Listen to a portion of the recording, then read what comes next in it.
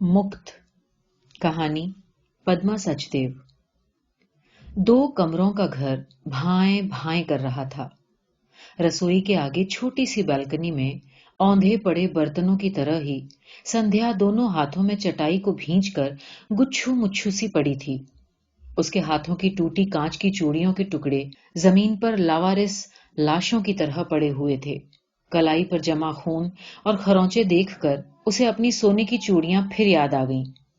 संध्या ने चटाई को हाथों से भींच लिया। उसकी सिसकियां फूट पड़ी। उसकी आंखों की कोर में ठहरी आंसुओं की बूंदें बह निकलीं।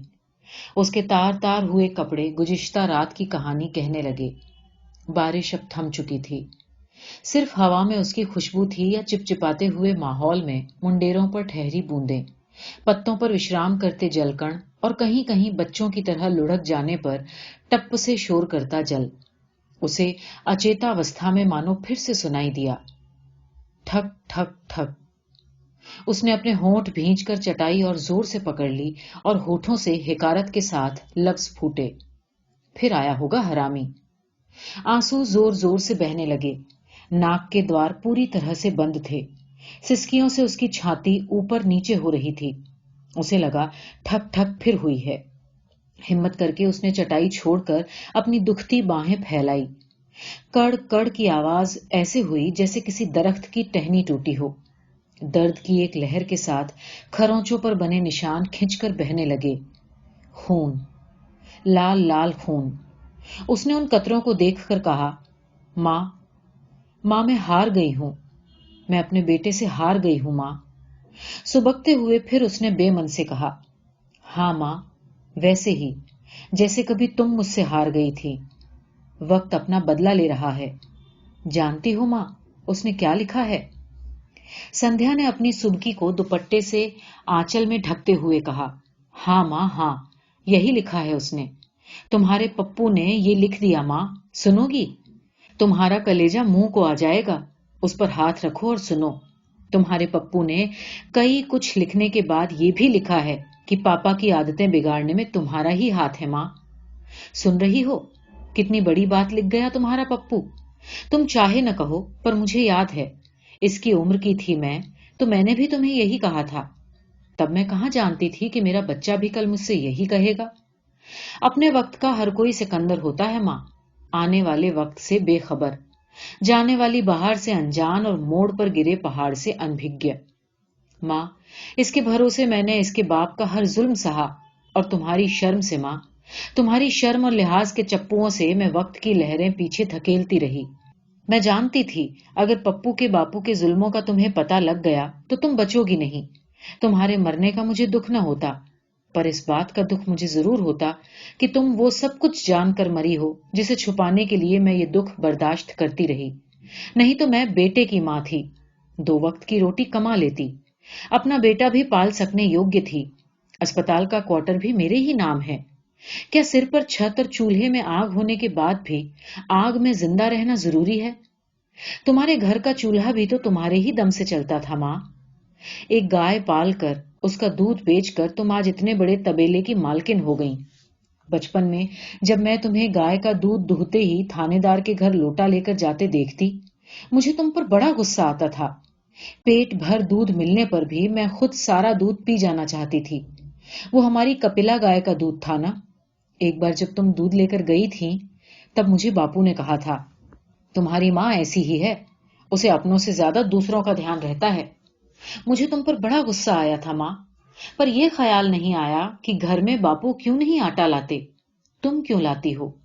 तब मैं सोचती थी कि जैसे माँ मुझे खिलाती है वैसे ही उसे बापू को भी खिलाना चाहिए। खिलाने वाली तो माँ ही होती है ना। और जब बापू तुम्हें घायल करके तुम्हारे पांव की कड़ियां उतार कर ले गए थे और तुमने दहाड़ कर कहा था कि घर चलाना मर्दों का काम होता है, तब मैं ये समझ नहीं पाई थी माँ कि घर को कैसे चलाना होता है। पर बापू ने हमेशा की तरह वो बात भी अनसुनी कर दी। जब तक वो ट्रेन से कटकर मर नहीं गया, तब तक उसके नशे का खर्चा भी तुम ही चलाती थी।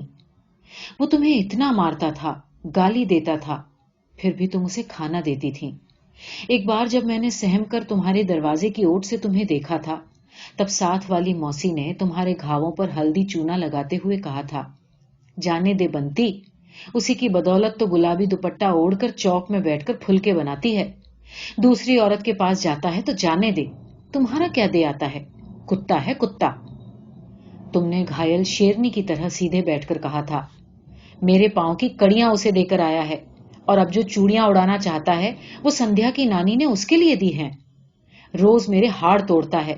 یہ چوڑیاں وہ خود نہیں پہنے گا، اسی رانڈ کو لے جا کر دے دے گا. یہ درد تمہاری سمجھ میں نہیں آ سکتا. بڑی آئی چوٹیں سیکنے والی، تم تو الٹے چوٹ دے کر جاتی ہو. موسی خاموش سی تمہاری چوٹوں پر ہلدی چونا لگاتی رہی. اس کے بے آواز آنسو پگھلتی برف کی طرح ٹپ ٹپ گرتے رہے تھے. اسی وقت میرے جیون میں جیسے دن چڑھایا تھا. میری سمجھ میں آیا تھا کہ باپو جو چوڑی ماں سے روز مانگتا ہے وہ اصل میں میری ہے. ماں پر اچانک پیار امڑ آیا اور باپو کی صورت سے نفرت ہونے لگی. اور آج وہی چوڑیاں اس کا پتی خون کے قطروں میں سے اتار کر لے گیا. اس کی کلائی پھر پھوٹ پڑی. ان چوڑیوں میں سے اسے اپنی بہو کا سندر مکھ دکھائی دیتا تھا. اس نے چٹائی پر آدھے لیٹ کر اپنے آنسو بہہ جانے دیے اور روتے روتے بولی، ماں، تم نے کتنی مار سہ کر بھی اپنی بیٹی کے لیے یہ چوڑیاں بچا لی تھیں، پر میں آج اپنی بہو کے لیے یہ چوڑیاں نہ بچا سکی. میں نے کوشش کی تھی ماں. میری کلائی پر یہ رشتہ خون اس بات کا گواہ ہے. تم تو جانتی ہو وہ چوڑیاں کتنی تنگ تھیں. نردئی نے کھال ہی کھینچ کر اتار لی. ماں، آج اگر پپو نے وہ خط نہ لکھا ہوتا تو آج بھی میں چوڑیاں نہ اتارنے دیتی، بھلے وہ مجھے مار ڈالتا. آج اسے چھوڑ کر تمہارے پاس بھی آنے کی ہمت آ جاتی ماں. پر پپو نے میرے بدن کی ساری ستا نچوڑ لی. مجھے دکھ میں دیکھ کر حیرانگی اور بے چارگی سے پھیلتی تمہاری آنکھوں کی بے بسی نے مجھے آدھا مار ڈالا تھا ماں. آج پپو کے خط نے مجھے پورا مار ڈالا.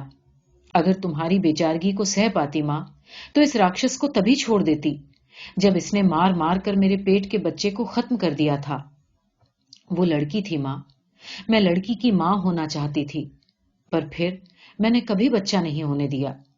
پر ماں، میں تمہیں کچھ نہیں بتانا چاہتی، پھر بھی یوں لگتا ہے کہ سبھی مائیں جانتی ہیں کہ سچ کیا ہے، اسی لیے وہ اوپر سے جھانکتی ٹیپ ٹاپ کی نازک پرت کو نہیں اگاڑتی.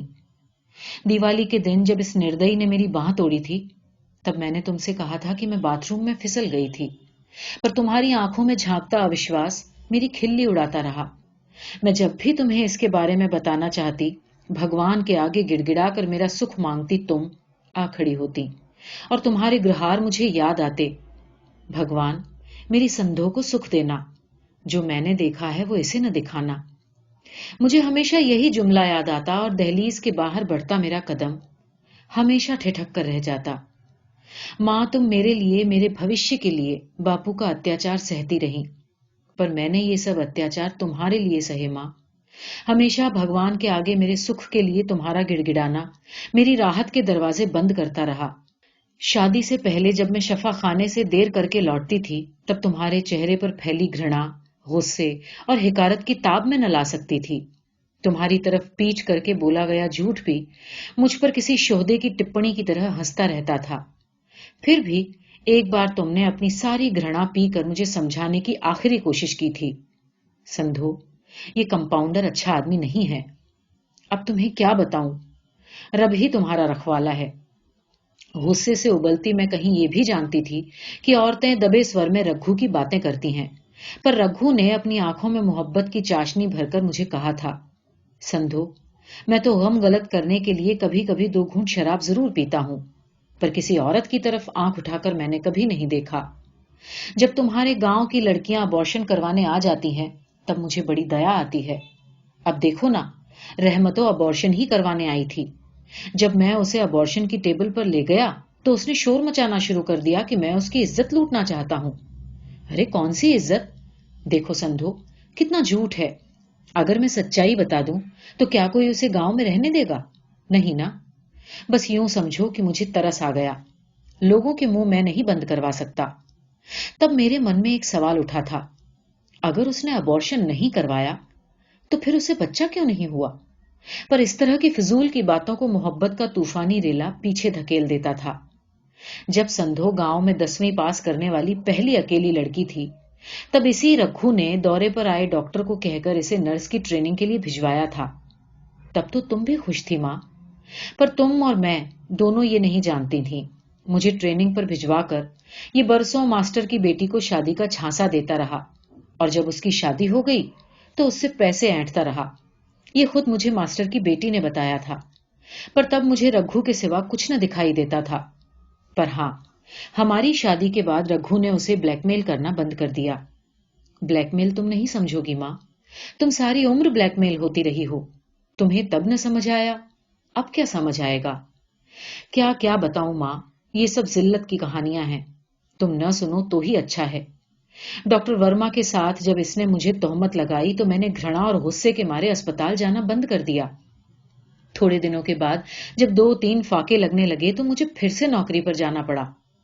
पप्पू कहता, माँ दूध दो ना। मैं कहती पैसे नहीं है। वो कहता पैसे बाजार से खरीद लाओ ना।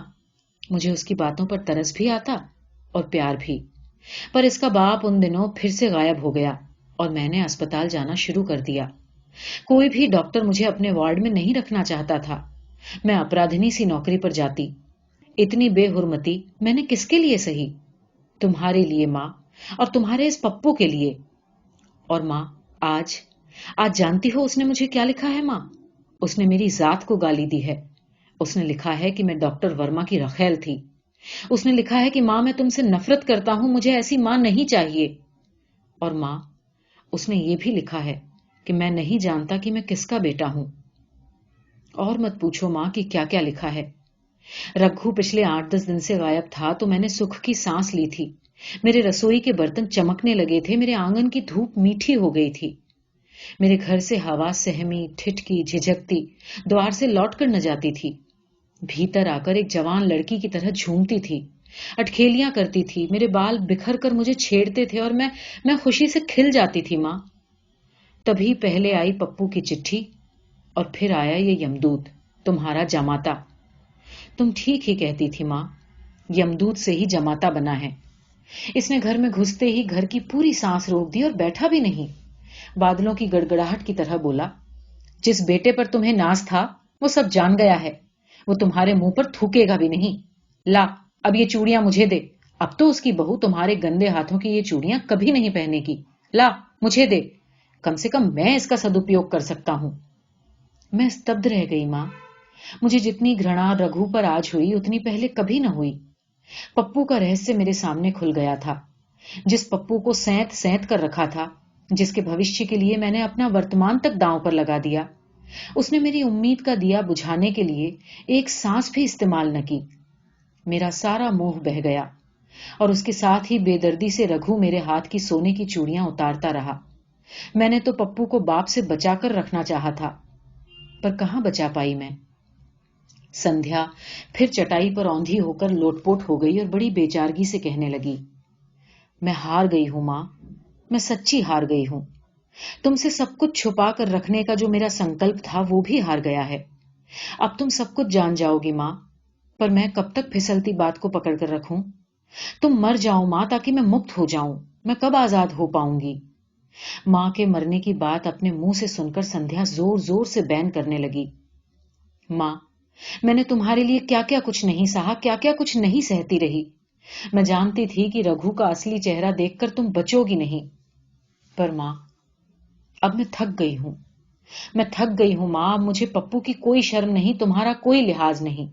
हाँ, सब जान जाओ, सबको सब कुछ मालूम होना चाहिए कि मैं कितनी फर्माबरदार बेटी रही हूं। मैंने मां को कभी नहीं बताया कि मेरी बांह कैसे टूटी, मेरे माथे पर टांके कैसे आए, मेरी हंसुली कैसे गुम हो गई और मेरे पैरों की कड़ियां कौन खींच कर ले गया। मां, मैंने वो सब कुछ सहा जो तुम सहती रही। हुआ क्या? सब बह गया। मैं तुम्हारे मरने की दुआ नहीं करती, तुम्हारे मुक्त होने की फरियाद कर रही हूं।